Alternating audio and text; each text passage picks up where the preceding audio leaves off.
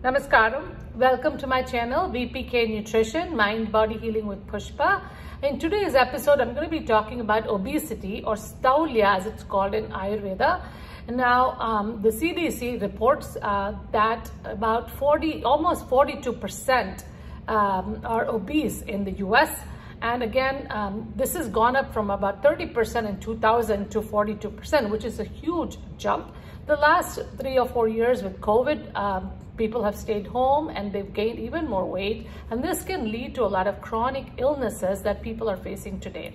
So in today's episode, I'm going to be talking about 18 tips on diet and lifestyle that you can adapt and start your weight loss journey. So stay tuned to find out more.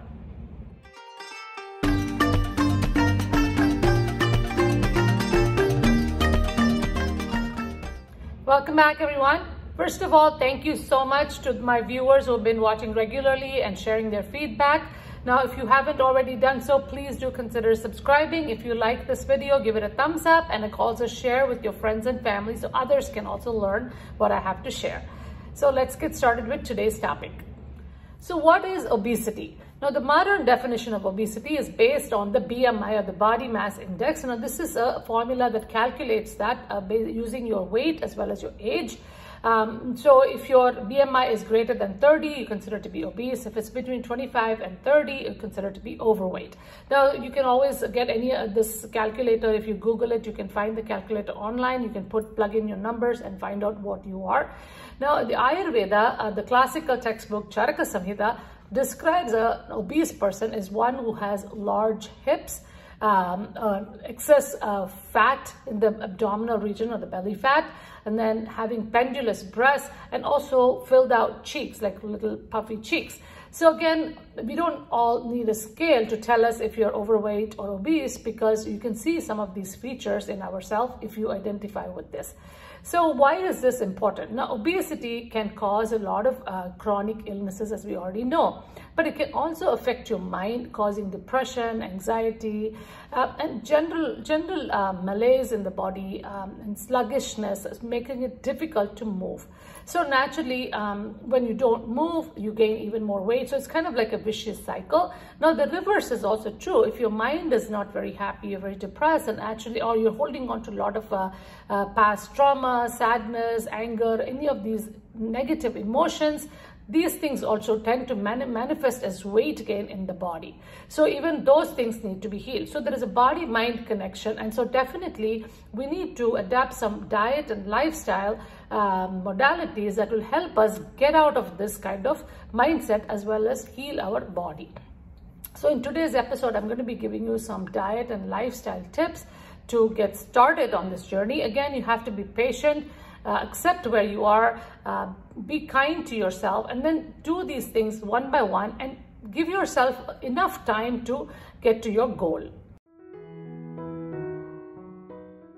Number one, when it comes to diet, portion control is the key. So let's imagine a plate. We'll take the My Plate recommendation. Half the plate should be filled with vegetables. Again, healthy vegetables, not potatoes and, heavy vegetables, but more like, green leafy vegetables, or, okra and green beans and cabbage and cauliflower and broccoli and those kinds of healthy vegetables, and carrots. And then the one fourth of the plate should be protein, and 1/4 of the plate should be carbohydrates or starch, which could include rice, pasta, quinoa, millets, things like that. Again, the smaller the grain, the better for weight loss. Number two, when you're picking your food, think of it as making healthy choices rather than thinking of calories. Because when you start counting calories, you can be all calories are not equal. A piece of fruit, which is 60 calories, is not equal to, let's say, an ice cream, which is also 60 calories, because they're processed differently in the body. So always pick more whole grains, more vegetables and fruits. Again, cook them fresh and eat them. And again, limit the amount of carbohydrates. So I said 1/4 of the plate is carbohydrates. So basically you're using, like, say, things like rice or pasta, noodles, all of these, like garnish for your vegetables and protein. Number three, cooking methods. Now, cooking methods, we want to definitely avoid frying, deep frying foods. Limit the amount of oil used. You can do steaming, you can do roasting, stir frying with a little bit of oil, or even air frying is there nowadays, which you can start doing. Number 4, incorporate all 6 days in your meal. Now, I've talked about the 6 days in a different video, and I'll share the link in the description if you don't know what that is.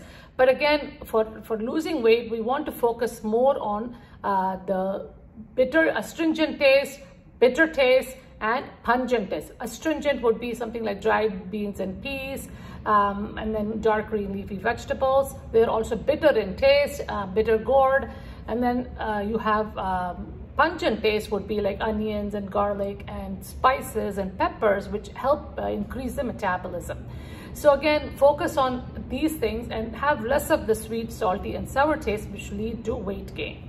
Number 5, choose warm beverages, whether it's water or any beverages. Always better to drink warm because that's digested so much easier and increases the digestive capacity of our body as well. Try to avoid cold drinks or drinks with ice. And again, a lot of people do this, and definitely try to stop doing that, especially if you're trying to lose weight. Number 6, avoid processed foods, because processed foods, packaged foods, all these TV dinners and things like that are very high in salt and salt and sugar. So definitely that's going to lead to weight gain. So you want to avoid processed foods and try to make fresh food as much as possible. Number 7, try to cook fresh meals every day and limit eating out. If you're used to eating out or ordering out all the time, definitely cut down to maybe once a week. Keep it like a reward, and the rest of the week try to cook your meals. Even one-pot meals are fine because you're still cooking fresh. Make sure you include enough vegetables to give you the fiber that you need for your good gut microbiome. Number 8 is mindful eating. Now again, sit down and enjoy your meal without any distractions, not looking at the screens or anything, because this will allow you to relax your body, reduce the stress, and help you digest your food better. And also the signal goes for you to get the right enzymes to be secreted so you can digest your food better. Number 9, control the amount of your eating by filling up your plate one time and do not take any seconds. This is some behavioral modification technique which is very helpful. Ayurveda says we should only eat to 1/3 of our capacity as food, 1/3 of our stomach capacity as fluids or water, and 1/3 we should leave it free, so there is enough room for the churning to take place so we can digest our food easily. Number 10, avoid emotional eating. So if you are very angry, upset, sad, or feeling some negative emotion, then don't eat right away because you're not going to digest your food. Then you just take a break, drink some water, take a walk, listen to something, just distract your mind, calm yourself down. Again, say a prayer, that also calms you. Then you eat your meal. Do not eat when you are feeling stressed or anxious. Number 11, avoid wrong combinations of food. Now this is very unique to Ayurveda. Certain food should not be combined. Now fruits are healthy, yogurt and milk are all healthy, but when you combine these together, it really messes up your digestion, slows down your metabolism, extinguishes your agni, and then you're not able to digest anything else. So definitely eat fruits separately and dairy separately. That would be healthier than putting them together as smoothies and parfaits and things like that. Number 12, limit dairy products like yogurt and cheeses, which are very heavy, sweet tasting in nature, because this is again going to suppress the agni, cause sluggishness, especially if you're already feeling that sluggishness. You can always have some beaten yogurt, liquefied yogurt, so 1/4 cup of yogurt, 3/4 cup of water, put some spices like ginger and black pepper and things like that, beat it up together, put a little salt, and then drink that. That's still better digested because you're introducing some heat into that, and also it gives you the probiotics that you need for the healthy gut bacteria. Number 13, eat an early dinner at least by 7 o'clock, so you're not eating for 3 hours before you go to bed. This way you digest your food better and you also have a good night's sleep. Number 14, try to make a herbal tea which can be detoxing in nature. I will share the link to the recipe on my description. Again, this would help you jumpstart your weight loss goals, help you get rid of all the toxins in the body because you put in a lot of spices, and drinking it as a tea. Number 15 is activity. Now, exercise, or vyayama as it's called in Sanskrit, is very important for the body to move things along, to even for elimination as well as digestion. So you can either do 15 minutes twice a day, 10 minutes 3 times a day, or if you cannot do in big chunks, or you can go for a half-hour, 40-minute walk as well.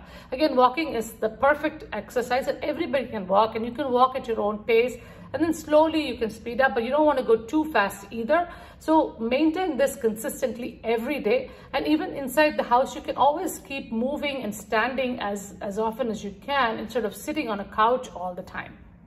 Number 16, stress management. Now this is a major cause of obesity as well as a lot of chronic conditions in today's world. So yoga, tai chi, pranayama, yogic breathing, these are all very useful tools, and I've talked about this several times. You can go back and look at my other videos as well.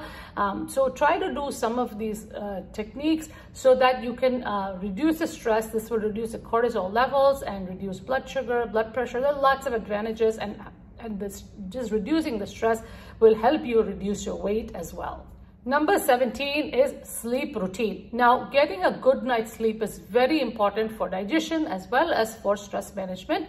And usually 10 to 2 at night is the time when we are digesting all our food, our thoughts, our emotions, everything. So if the digestion is not happening, then a lot of toxins are building up in the body. So it's important that you get to bed by 10 or at least by 11 o'clock. So you give the body enough time to break down and metabolize your food that you're eating.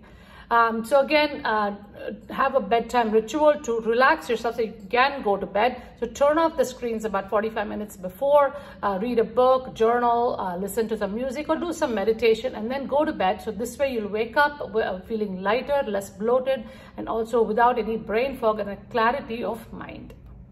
Number 18 is compassion. Now, you need to have compassion for yourself, accept yourself where you are, and that's why I always say do not keep looking at the scale. You will feel it in your body. If you're losing weight, you'll feel lighter and better and feel more energetic. Then you know you're doing something right. So don't keep looking at the scale all the time. Again, practice compassion meditation for your emotional health as well, because you want to cultivate that love inside of your heart. Open your heart, expand your heart, and accept yourself, love yourself. And also automatically you will start embracing everything else around you as well as you start practicing. I will share the link for the compassion meditation in the description. I have a video where you can actually follow along as a guided meditation, and then again do it on your own every single day. Now this is something you should do every day, and you will see a change, because I know from my own experience it has helped me quite a bit. So again, when the heart is full, your stomach feels full, and you're not going to have that craving. You're not going to reach for that dessert to eat when you're stressed, because you feel pretty good inside of yourself. And so the goal for us is always to get that energy, to feel good within. So when we are working in the world around us, doing whatever we're doing, we're actually energetic and happy to do it. And that is the state we want to be in. We don't care about the number on the scale, but more about how your body feels, how light you feel, how good you feel. And this is our only goal. Again, give yourself a lot of time to work on this, because if you are obese or overweight, it's happened over a period of time. So you need a certain amount of time to also undo everything that you've done in the past. So have patience and work through this. Remember, listen to your body, observe your mind, and help yourself. And see you next week with another episode. Have a wonderful week ahead.